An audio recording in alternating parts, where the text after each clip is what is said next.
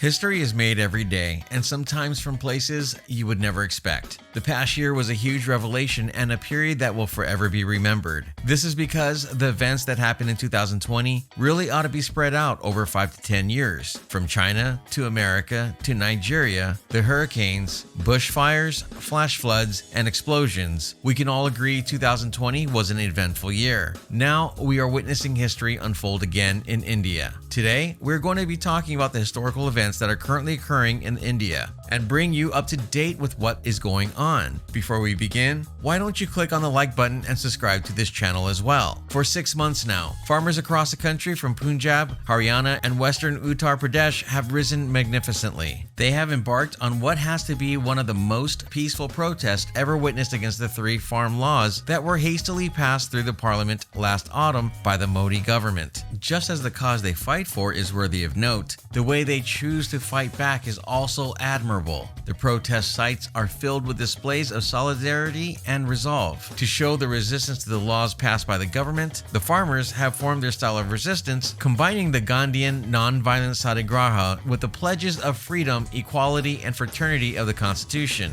They have intertwined these with the traditions of sewa gotten from the Sikh teachings. The farmers are fighting against what they believe is a death knell of the average Indian farmer. The laws, if implemented, will leave them exposed and powerless before the corporate powers. The state would no longer be able to protect them as it attempts to remove itself from its role of ensuring remunerative prices for their farm produce. In response, the union government has ignored the plight of the average farmers and has also made it difficult for the peaceful protesters to exercise their constitutional right to protest. They are pulling pages from their well-worn playbook to crush the peaceful and democratic dissent of the farmers. They block the free movement of the protesters, refusing to negotiate with them, and even went as far as discrediting and criminalizing their protests as violent and insurrectionary. To their shock, the tried and true method is not effective against a determined crowd who understand that prevention is better than cure. The farmers are determined to continue in their struggles against the unfair farm laws until the government caves, however long it takes. Where the Indian government has failed, agriculture has come to the rescue for many Indians, holding on to the mentality that half-bred is better than none.